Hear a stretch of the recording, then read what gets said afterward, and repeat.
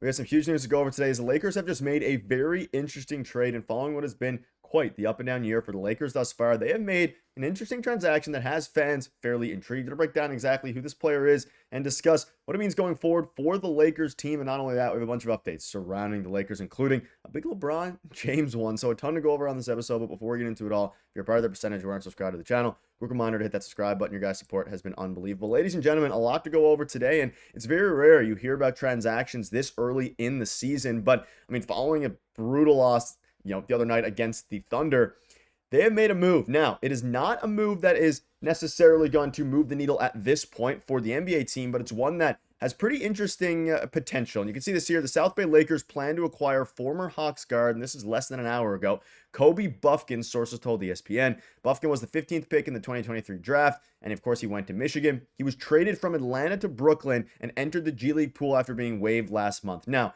I'm sure some of you are familiar with Bufkin from that 2023 draft, and of course, he was a very highly touted prospect at the time, and even early on in his career, he was thrown around in some blockbuster trade packages, not with the Lakers, but with teams like the Raptors for Siakam, I believe it was at the time.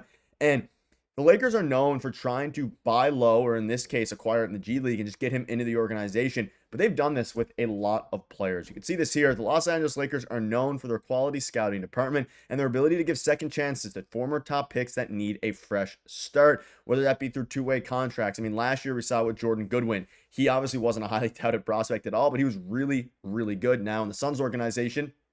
Or you think about this year, Nick Smith Jr., Christian Koloko, both guys who at some point showed flashes of potential. Christian Koloko was drafted in the low 30s by the Raptors. He was seen as a highly touted prospect to a degree there.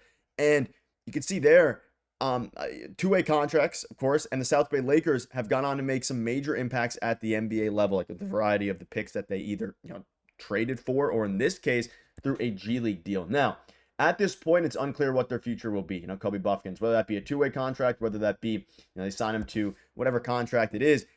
It's interesting. Get him in the Lakers organization and get him in the system, because that's what the Lakers do best. They've done it before. They're doing it now. And you can see here, the work of scouting and adding depth to the organization is never done. And it appears the Lakers are making another addition, getting Kobe Bufkin. Now, Kobe Bufkin's an interesting player. Look at his stats here. In 2023, his rookie year at age 20, he's only 22 right now. He put up 5 points a game, 2 rebounds, and assists and a half at the shooting guard position. I think he played a bit of point guard as well.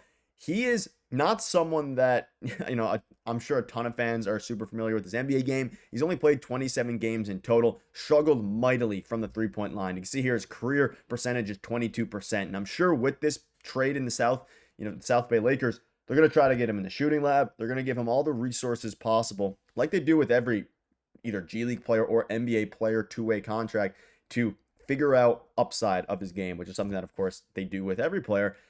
But at the same time, this is a 22-year-old who hasn't even scratched the surface of his potential at the NBA level. And it's rough when a shooting guard only shoots 21%. He's a decent defender, but at the same time, it's a low risk, high reward move, really a no risk move, because it's a South Bay Lakers trade. They haven't signed him to a two-way yet. If he performs with the South Bay Lakers, I'm sure they will. And we know that infamous 2023 draft is, they could have drafted many players better than Jalen Hood-Schifino. But at the time, the Lakers were heavily interested in drafting Kobe Bufkin. And you can see here, it's possible that had Bufkin fallen to 17, the Lakers would have selected him instead of Hood-Schifino. And we all know how the Jalen Hood-Schifino pick worked out. It didn't work out well. At the same time, I guess you could argue the Kobe Bufkin pick by the Hawks didn't work out well either. But now the Lakers get a chance to get somebody in the organization that they've had their eyes out on forever. He's 22 years old. He is a Rob Pelinka type player. Had pretty good shooting numbers in college. And I mentioned about how he was really rough from three at the NBA level. That's pretty common with a lot of these guards, especially in organizations that don't necessarily develop well, like the Atlanta Hawks, like some other guys.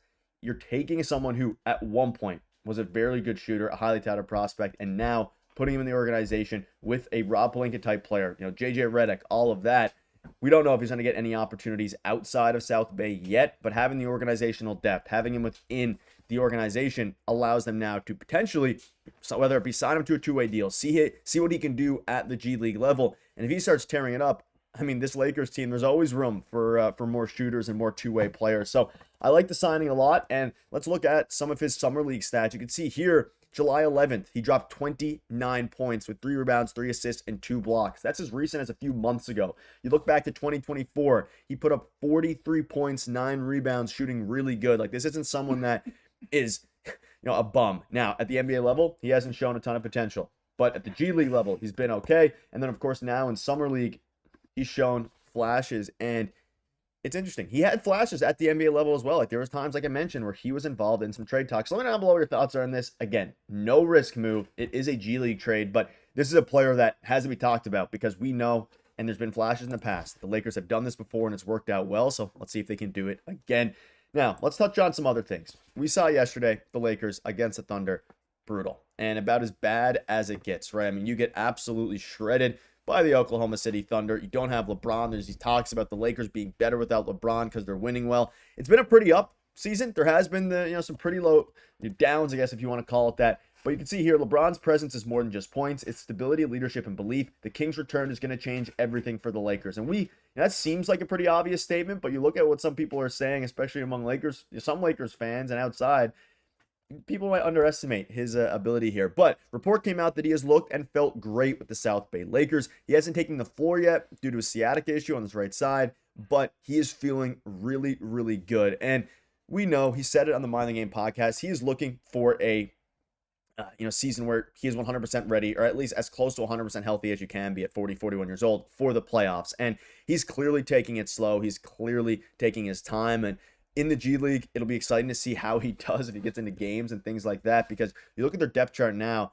I mean, Doncic, Reaves, Smart, Rui, and Ayton. And I think there's going to be a trade that happens here. It might not be now. It'll probably be later on to see how they do when LeBron comes back. But they do have an abundance of players that, Reaves has been fantastic. Pretty rough game against the Thunder, but Reaves has been really, really good. Luka Doncic, I don't even have to say anything about Luka Doncic. He's been absolutely fantastic. But guys like Rui Hachimura, even some other, guys that on the bench where they have an abundance of players that don't do the same thing, but aren't difference makers. Not to say Rui Hachimura, isn't a difference maker, but they need to upgrade at some point. Is it now? Is it at the trade deadline? They will at some point, but just keep an eye out for LeBron because this whole season has been filled with ups and downs, mainly ups.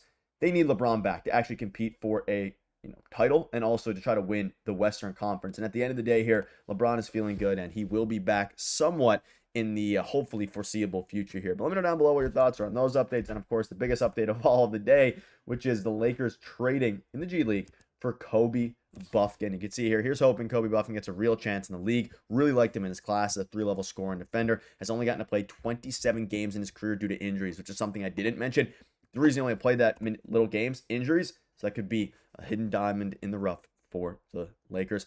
Folks, let me know down below what your thoughts are. And also, let me know any thoughts you had on the brutal Thunder game. See you guys later.